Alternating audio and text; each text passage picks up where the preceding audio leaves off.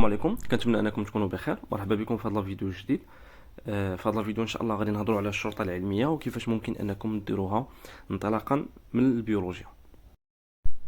قبل ما ندور الفيديو ديالنا، بالنسبه للطلبه والطالبات اللي انتريسي بلي كور دو سوتيان، كنديروهم بواحد الثمن اللي جد رمزي، وكنشرحهم لكم الموديولات اللي عندكم بواحد الطريقه اللي بسيطه ومفهومه.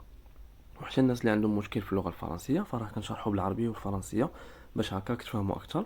وكنحاولوا نخدموا معكم جميع الموديولات اللي كاينين، كنخدموا معكم لي تي دي لي زيكزارسيس وحتى لي زيكزام اللي قدام كنصحهم معكم. واي طالب او اي طالبه عندها مشكل في شي ماده ولا في شي موديول وعندها دي زوبستاكل فيه، فراه كنبقاو معاها حتى كنحلوا جميع المشاكل. دونك هادشي كامل كنديروه بواحد الاثمنه اللي جد جد رمزيه. يكفي فقط انكم تواصلوا معنا على الواتساب باش هكا نقدروا نشرح لكم اكثر بخصوص هذا العرض اللي دايرين. نبداو الفيديو ديالنا على بركه الله. دونك اول حاجه خصك تعرفها باش انك دير الشرطه العلميه انطلاقا من شعبه البيولوجيا، غادي خصك اما يكون عندك باك بلس 1 يعني تقرا العام الاول وتفاليدي، او لا باك بلس 2 يعني تقرا عامين وتفاليديهم. بالنسبه لليسونس والماستر راه ما كاينش، ولكن كاينه الدكتوراه. يعني اما يكون عندك باك بلس 1 باك بلس 2 او لا الدكتوراه في شعبه لا بيولوجي.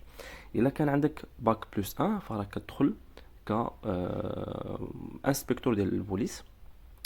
ولكن قبل ما نوصلوا لهذه المرحله اللي خاصك تعرف شنو هو انه سواء في الباك سواء في الدوك، او عفوا سواء في الباك بلس 1 سواء في الدوك ديالك، غادي خاص ضروري تكون عندك النقطه باش هكا تقدر تدوز في البري سيليكسيون. دونك هذه الحاجه الاولى اللي هي النقطه، واللي هي واحد الحاجه اللي هي مهمه.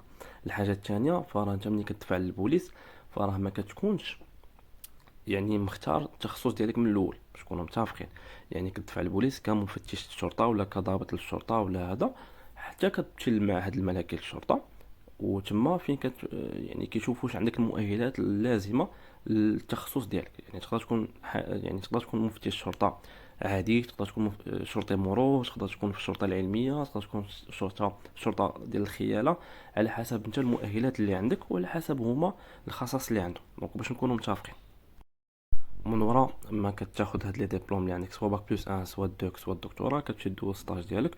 والا كانوا عندك داك المؤهلات فراه كيختاروك باش تكون من الشرطه العلميه. دونك هادشي اللي كاين، وهادو هما المعلومات اللي متوفره. راه ما يمكنش انك دير الشرطه العلميه من الاول، ضروري تمشي للمركز وهما اللي كيختاروك.